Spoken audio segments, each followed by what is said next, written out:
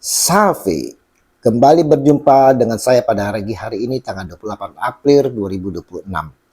Mari saudara di pagi yang cerah ini kita mengucap syukur di dalam doa kepada Tuhan Allah kita, dan juga jangan lupa berilah senyuman dan sapaan kepada sesama kita. Kita awali perenungan pagi hari ini dengan tanda kemenangan kita.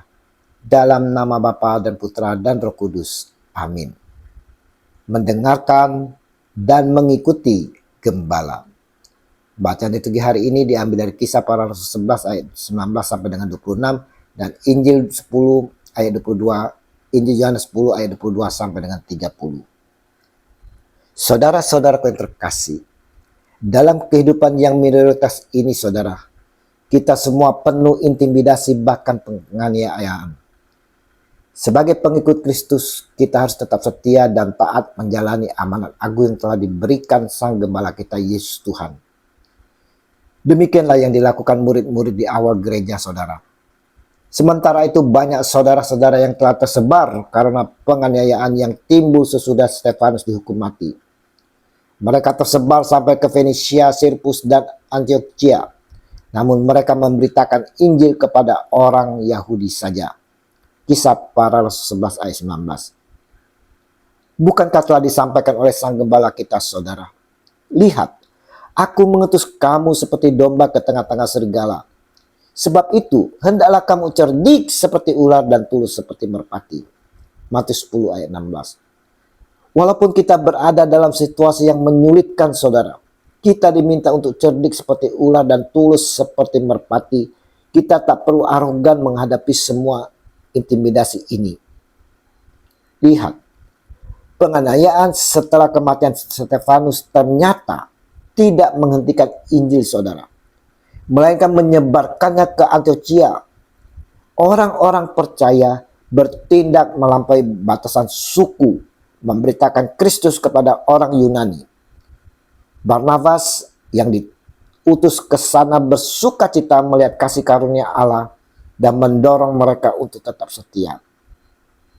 Jemaat didorong untuk menjadi orang baik, penuh Roh Kudus dan iman, sehingga nama Kristen benar-benar mencerminkan perilaku yang hidup. Yesus pun saudara mengalami intimidasi, penolakan-penolakan. Dalam Injil hari ini disampaikan akan penolakan orang Yahudi. Kenapa Yesus ditolak? Yesus menjawab mereka, aku telah mengatakannya kepada kamu, tetapi kamu tidak percaya.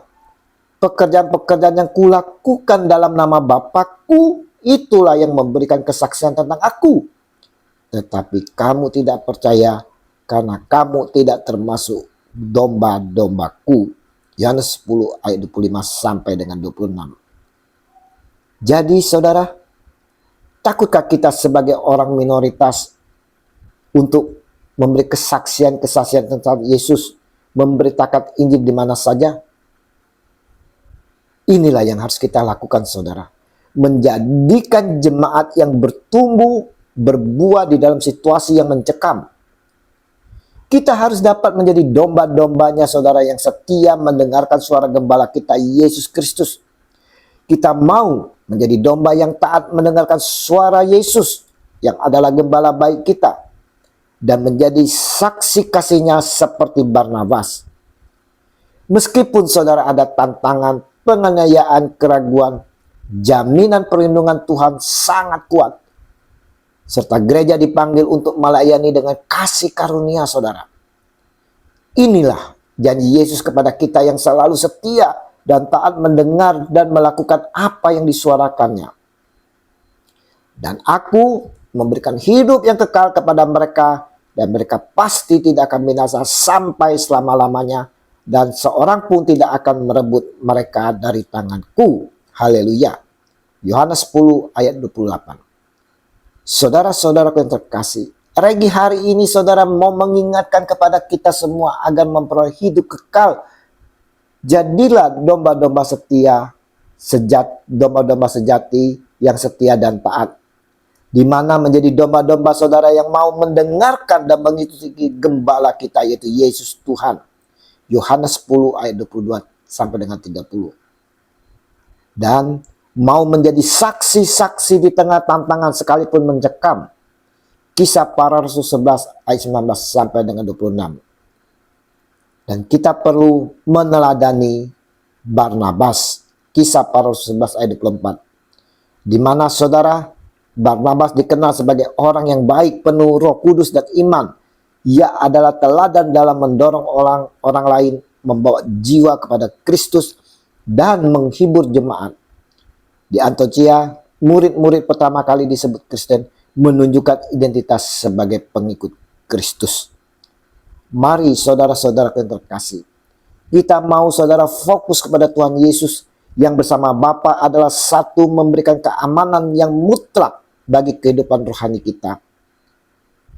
Jadilah pribadi yang peka terhadap suara Tuhan melalui firman-nya saudara, dan berani menjadi anak penghiburan. Makna dari nama Barnabas yang membawa kasih Kristus di lingkungan kita.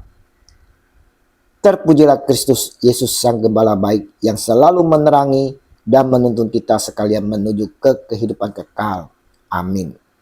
Dalam nama Bapa dan Putra dan Roh Kudus. Amin. Shalom Alehim.